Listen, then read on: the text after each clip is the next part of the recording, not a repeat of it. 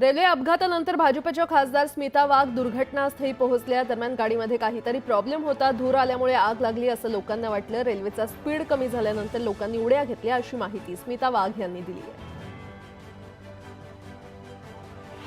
मोदींचं सरकार आल्यापासून देशात रेल्वे अपघाताचं प्रमाण वाढलंय अशी टीका नाना पटोले यांनी केली आहे। मोदी सरकारमध्ये रेल्वे तिकीट महागलंय पण प्रवाशांचा जीव स्वस्त झालाय अशी खोचक टीकाही पटोलेंनी केली आहे। अपघातातील जखमी बरे व्हावेत अशी प्रार्थना करा, या घटनेचं तरी राजकारण करू नका असं म्हणत गुलाबराव पाटलांनी नाना पटोले यांना विनंती केली आहे। महाराष्ट्राच्या जळगावातील रेल्वे अपघाताची बातमी अत्यंत दुःखद आहे। मुख्यमंत्री देवेंद्र फडणवीस यांच्याशी बोलून अपघाताची माहिती घेतली असं ट्विट केंद्रीय गृहमंत्री अमित शहा यांनी केलंय। मृत्यू झालेल्यांच्या कुटुंबियांप्रती शहांनी संवेदना व्यक्त केल्या आहेत। यूपीचे मुख्यमंत्री योगी आदित्यनाथ यांनी पुष्पक एक्सप्रेस दुर्घटनेवर शोक व्यक्त केलाय। जखमींवर पुरेसे वैद्यकीय उपचार करण्याच्या सूचना त्यांनी दिल्या आहेत। प्रवाशांच्या मृत्यूबाबत देखील त्यांनी दुःख व्यक्त केलंय।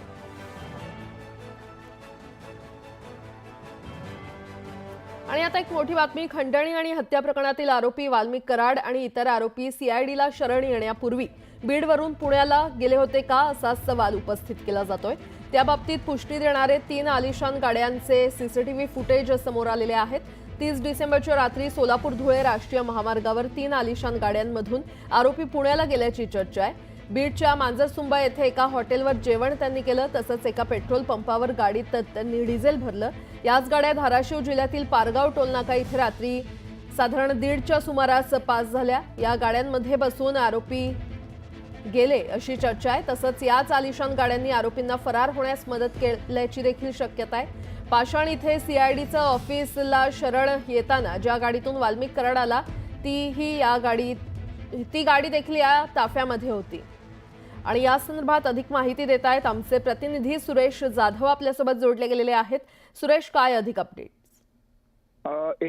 वाल्मिक कराड पाषाण या ठिकाणी सीआयडीला शरण गेले होते। त्या अगोदर वाल्मिक 30 तारखेला बीडमध्ये होते का अशी देखील चर्चा आहे। जे सीसीटीव्ही फुटेज पुढे आले आहेत त्यामध्ये 3 गाड्या ज्या व्हीआयपी आहेत आणि त्या गाड्या रात्री 1-1:30च्या दरम्यान पास होत आहेत। यामध्ये एका पेट्रोल पंपावरती त्यांनी डिझेल देखील टाकलेलं आहे आणि या आलिशान गाड्या आहेत यामध्ये वाल्मिक कराड यांना सोडणारी गाडी देखील असल्याचं बोललं जातं। त्यामुळे एकंदरीत वाल्मिक कराड जर बीडमध्ये होते तर पोलीस यंत्रणांना का सापडत नव्हतं, त्यांना कोण पाशी घालत होतं, यासह हे सगळे प्रश्न उपस्थित होतात। बरोबर 3 गाड्या होत्या ज्या गाड्याच्या माध्यमातून वाल्मिक कराड तिथून फरार होत होते, तर त्या गाड्यांची चौकशी झाली आहे का याचा देखील तपास घेणं महत्त्वाचं आहे। विशेष म्हणजे या 3ही ज्या गाड्या आहेत त्या आलिशान गाड्या आहेत आणि यामध्ये जे इतर आरोपी आहेत ते देखील याच गाड्यामधून गेल्याचा देखील संशय व्यक्त केला जातो। त्यामुळे हे जे सीसीटीव्ही फुटेज आहे हे 30 तारखेचं सीसीटीव्ही फुटेज आहे।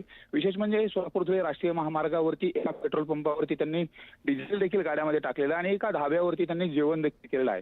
त्यामुळे तर या सगळ्या गोष्टी घडत असताना पोलीस प्रशासन, सीआयडी आणि तपास यंत्रणा काय करत होत्या असा देखील प्रश्न उपस्थित केला जातोय। आणि या संपूर्ण जो काही प्रवास आहे यामध्ये ज्यांनी सहकार्य केलेलं आहे त्यांची देखील चौकशी केली जावी अशी मागणी होते। बरं सुरेश, धन्यवाद या सविस्तर माहितीसाठी। यासोबतच इतरही काही महत्त्वाच्या बातम्या आपण पाहणार आहोत। तुर्तास एक छोटासा ब्रेक घेऊन लगेचच परत येतोय। पाहत रहा न्यूज 18 लोकमत।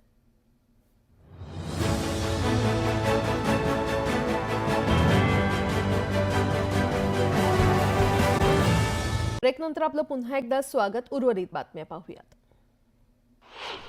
नांदेड शहराजवळच्या भोकर फाटा इथे अपघात झाला। डिझेल घेऊन जाणारा टँकर एका ट्रॅक्टरला धडकून उलटला। सुदैवानं यात कोणतीही जीवितहानी झाली नाही। मात्र या अपघातामुळे टँकरमधून डिझेलची गळती सुरू झाल्यानं डिझेल घेऊन जाण्यासाठी गर्दी झाली होती।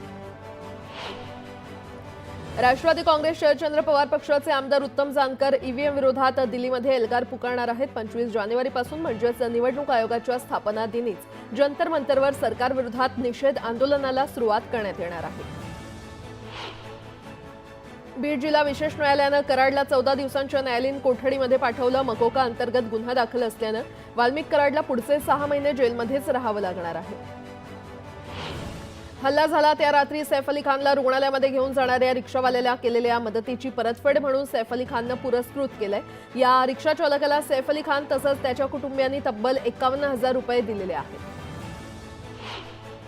शिवाजी पार्क परिसरात धुळीमुळे होणारं प्रदूषण नियंत्रणात आणण्यासाठी दीर्घकालीन उपाययोजना अंमलात आणण्याचा निर्णय मुंबई महापालिकेनं घेतलाय.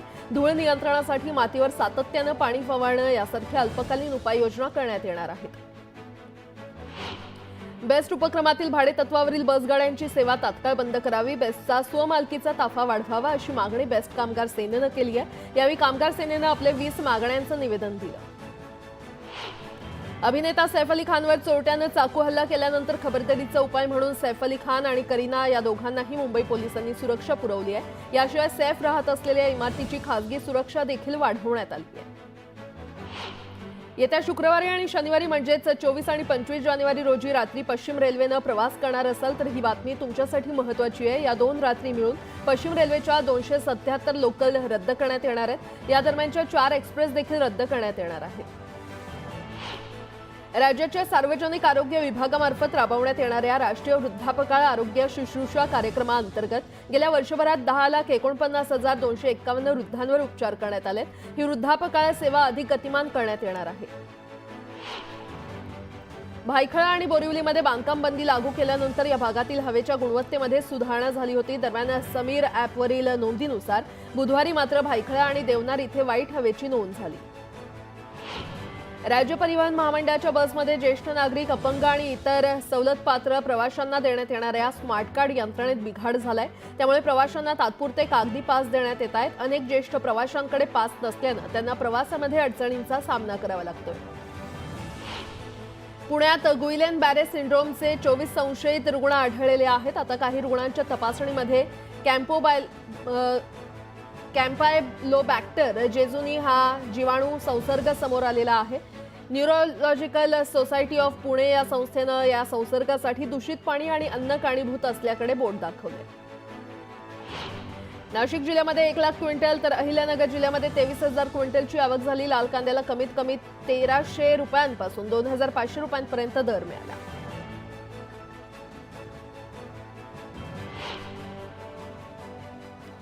तर सकाळपासूनच्या सगळ्या महत्त्वाच्या बातम्या आपण वेगवान स्वरूपात या बातमीपत्रामध्ये पाहिलेल्या आहेत. या पुढच्या बातमीपत्रामध्ये देखील आतापर्यंत घडलेल्या सगळ्या महत्त्वाच्या बातम्या वेगवान स्वरूपात आणि सविस्तर रूपात देखील आपण पाहणार आहोत. मात्र त्याच दरम्यान एक महत्त्वाची आठवण तुम्हा सर्व प्रेक्षकांना करून द्यायची आहे. या सर्व प्रकारच्या बातम्या मग त्या सामाजिक असो, राजकीय असो, देशातल्या असो, आंतरराष्ट्रीय असो किंवा राज्यातल्या बातम्या आणि तुमच्या कामाच्या बातम्या देखील तुम्ही तुमच्या मोबाईल फोनवर पाहू शकता. त्यासाठी तुम्हाला काय करायचं आहे, तुम्हाला आमच्या सोशल मीडिया प्लॅटफॉर्मला भेट देणं गरजेचं आहे. आम्हाला फेसबुक, यूट्यूब, ट्विटर आणि इंस्टाग्रामवर फॉलो करा. तिथे वेळोवेळी प्रत्येक बातम्यांचे अपडेट तुमच्यापर्यंत पोहोचत राहतील. आता या पुढच्या बुलेटिनमध्ये आपल्याला गावाकडच्या काही बातम्या पाहिजेत. तर सुरुवात करूयात महत्त्वाच्या बातम्यांनी.